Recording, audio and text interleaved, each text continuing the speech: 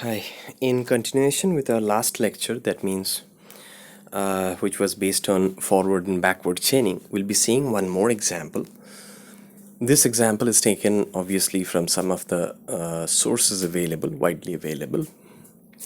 Let us see what this structure talks about. Now, you'll be seeing, in fact, two models out here. The first one is right in front of you, and the second one is out here. We'll be talking about them one by one. You might have seen that in our primitive or the first slides that we do have, in that slide, you'll be having one step-by-step process or solution for the backward as well as for the forward chaining. Now, in this case, now while I was going through those solutions, I even gave you a much more easier one in which we created a knowledge base by creating a small circle in which we are keeping the facts as we are moving for the forward chaining as well as for the backward chaining, right? Now let's try to revisit some of the facts. Generally, what we do have is we do have a set of rules. We are provided with a set of rules. From those set of rules, like here we are having the first set of rules, the second, the third one. The rule segments are here, here, and here, right? So I can have n number of rules, and then I'll be given with something to prove. Another rule will be there, and I have to prove it. Like for example, if A and D is true, then E is true, right? Let me make you recollect some of the facts that in forward as well as in backward chaining, what happens is we are having a set of rules. The structure of the set of rules are like on our LHS of the rule, we do have one or two or three or more things in double quote, right? If they are true, then we come to a conclusion on the RHS where something else is true. Like for example, it is right here. If it is A and B, then it is Z. If it is C and D, then it is F. Is it mandatory that the rules, each of the rules must look like this? No, it is not. We can have atomic rules also, like if it is A, then it is D. We can have rules like this also, right? So, in general, rules are like that. That means on my LHS, I do have generally at least one or at max any number of elements are there which are having true values. For them, something else is true on my LHS, as in this case. You can see if it is F and B, then Z is true. If it is C and D, then F is true. If it is A, then D is true, right? This problem, the problem of forward and backward chaining, as you could have seen in my last lecture, what we had a set of rules as provided here. We had a set of rules, and we had the nth rule which is to be proved. In that case, it could have been proved via a forward chaining or via a backward chaining. In case of forward chaining, what we used to do is we would have started from the first rule and we would have iterated downwards by seeing that in my fact collection base, that means in my circle, I do have something from where I have to start and towards the goal state where I have to reach. In the forward chaining, in the forward chaining, we start from the initial position and we reach for the goal position. In case of backward chaining, we start up with the goal position and we reach for the initial position or further sub goals, right? So let's say in case of forward chaining, if I'm supposed to move from this part to this part, I'll first collect F and B in my facts area, and then I'll start moving from the first rule to the second rule to the third rule. In case of backward chaining, what I would have done, I would have started from the position of the D and I would have moved from this to this to this, right? In the reverse direction, from rule number 3, then rule number 2, then rule number 1. This particular example that you're seeing now, here we'll be taking up a different approach and we'll be analyzing certain things. Here I am having a set of rules and I am having a set of facts. To make every every combination of things to hold true, what I can do is I have to see that all the elements present here in the rules must be present here in the facts. I repeat once again, all the elements that comprise these rule number 1, 2 and 3 must be there in the facts section. So whatever I have said, let us check it out once. How many elements are here in these three rules? I am having A, C, I am having A, B, C, D, F, Z and D is there. A, B, C, D, F and Z. And in my fact section, there are certain facts that are given. A, B, C and E is given. You can see that E is not there in any of the rules given here. The rules are same in all the three boxes, right?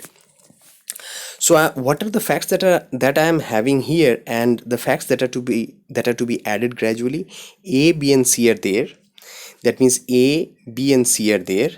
I have to add A, B, C are there. I have to add D, F and Z.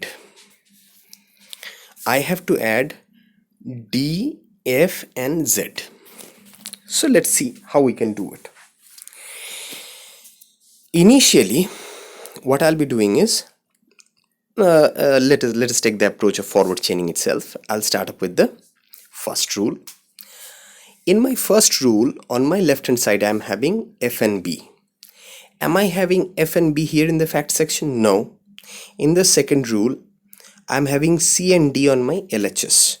Am I having C and D here? No, I am having only C. I'm just trying to recollect you from my last lecture that I should have had at least F here or B here, or a combination of F and B to hold inside the facts, so that I can pick up its RHS inside the fact circle, right? So I'll move. So I have checked for the first rule, I have checked for the second rule. Since C and D is not there inside the facts part, so now I'm moving towards the third rule. In the third rule, I'm having A inside this fact part. So the new fact that can be added here is D, right? The new element that can be added here is D. So there is a match. That means A and D is a match. A is a match with the fact section. I'll be adding D here. I'm executing it. I'm adding D here. Now here in my facts part, what are the things that are there? I am having A, B, C, D, E now. The extra thing that has been added here, the extra knowledge that has been added here is D. Now what I'll be doing is, I'll be again starting the movement from my first one. F and B. Is F and B there? No, B is there, but F is not there. So since B is not there, so I'll be discarding the first rule. I'll be moving to the second rule. In the second rule, am I having C and D here? Yes, I'm having. Initially, I was already having C, and I have an addition of D here from my first move, from my first iteration, right? So what did I add here? I'll be adding here F. That means there is a match for the second rule. If it is C and D, then it is F, and the addition will be that of the F, and I'll be executing it, and I'll be adding F here. Now what are the things that I'm having here in the facts part, in this third circle? A, B, C, D, E and F. Now again, I'll be iterating for the third time. You can see that in the first one, I had the third rule fired. In the second iteration, I have the second rule fired. For obvious reasons, in the third one, I'll be having the first rule fired.